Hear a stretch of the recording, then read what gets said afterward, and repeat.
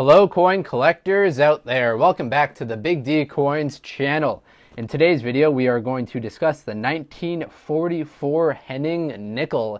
Now I originally made a video about this coin back in December of 2017, so it seems like quite a long time ago.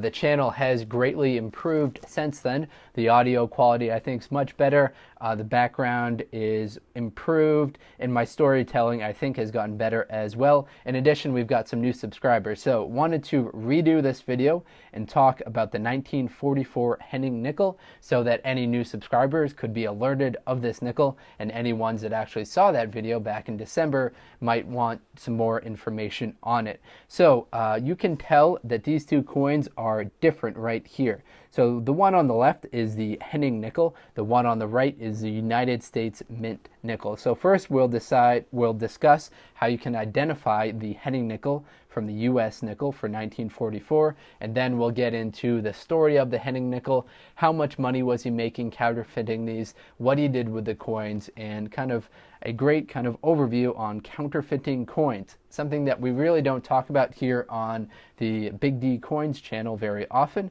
We did discuss it earlier with the counterfeit £1 coins in the United Kingdom, but these nickels right here don't really have a return on investment from counterfeiting them. The return was much higher when Henning was doing this, and we'll discuss that as well. But first, let's identify the differences between the United States nickel right here on the right and the Henning nickel on the left. Now the first obvious one is the metal composition. So this one is dated 1944 and this one's dated 1944 as well. In 1944 all of the nickels should have been included with that 35% silver. So the United States was using the nickel as part of their World War II efforts in 1940s, 1942 until 1945. So the nickels should look like this. The Henning nickels didn't take that into consideration and will look like this. Now the second characteristic when you flip them over is going to be the lack of mint mark.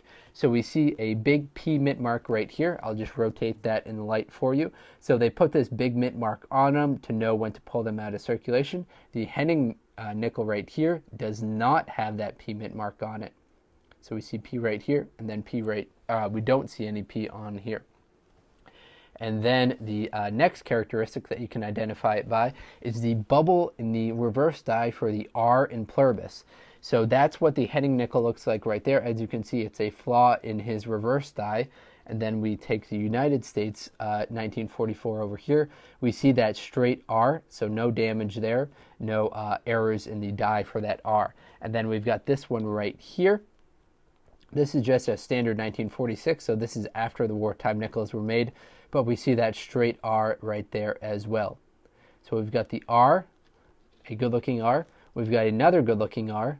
And then we've got the Henning nickel that has a messed up R. Now the final way that you can identify the Henning nickel, this is important for knowing even if it's not one of the wartime nickels, is by the weight. So the Henning nickels will weigh approximately 5.4 grams and the United States nickels will weigh just 5 grams. Now that 5 gram weight is for the United States nickels for both the wartime nickels and the non-wartime nickels. So even though they mixed up the metal content for the United States nickels, they're going to still weigh almost exactly 5.00 grams. Now Henning also did counterfeit 1939s, 1944s, which is what we're looking at right here, 1946s, 47s, and 53s. So he tried a bunch of different dates. They'll all have that messed up R on the reverse. So keep your eye out for 1939s, 44, 46, 47s, and 53s. Now let's get into a little bit of the story of Henning himself. So Henning was actually a professional counterfeiter. This wasn't the first time he tried counterfeiting stuff. So Henning claimed to cut the die of his coins directly from real coins using a machine that he invented. But, however, this has been disputed by coin collectors. The main reason that it was detected was that Henning forgot an important impression, the mint mark, the state of the origin the state of the origin for the coin, which is the mint mark on the back of the 1944 coins. It is estimated that Henning produced almost 500,000 of these coins in 1954. So he produced these coins in 1954 and then backdated some of them, like we have like right here, back to 1944.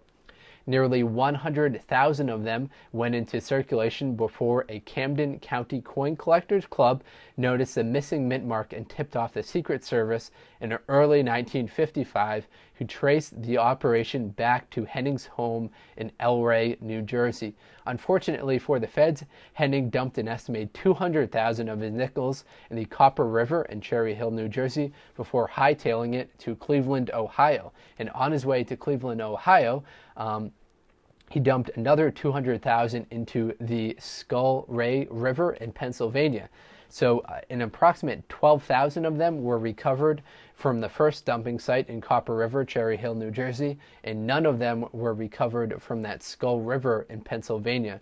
It's estimated that approximately 500,000 of the counterfeit coins were minted, and then about 100,000 of them made their way into circulation. So as far as the prices go, the return on investment for Henning, some of you might be wondering, why would you go about counterfeiting these coins? Well, it's estimated that Henning was expected to make about $5,000 for every $5,000 worth of nickels that he would produce. It would cost him $3,500 to make. So he'd make $1,500 for every $3,500 investment that he put into it.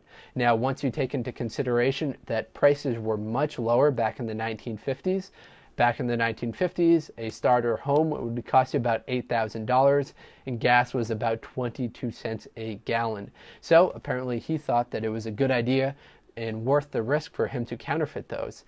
So if you think about it, a nickel back in the 1950s would be worth about 50 cents in today's currency. Now, I wouldn't recommend going about counterfeiting 50-cent coins today. I don't really think it's worth the risk, but it sounds like this Henning guy was quite kind of the character, and all he really did was counterfeit. He got in trouble for it before, went to jail, came back out, and tried to do it again. Now, a lot of this story is captured in a book titled The Counterfeit 1944 Jefferson Nickel, that's written by Dwight H. Stuckey. He details all the events around this 1944 and the other Henning nickels which were counterfeited. Now, if you're a member of ANA, they have it as part of their library, so that's another reason why you could join some of these like ANA coin collectors clubs so that you could rent this book from them. All right, everyone, that's all the details that I've got for this. Let's take another close look at this, and then we'll start to kind of sign off. If you've enjoyed this video, please do subscribe to the channel. Please do check out some of the other videos on this channel. Thank you very much, everyone, and best of luck coin collecting out there. Enjoy!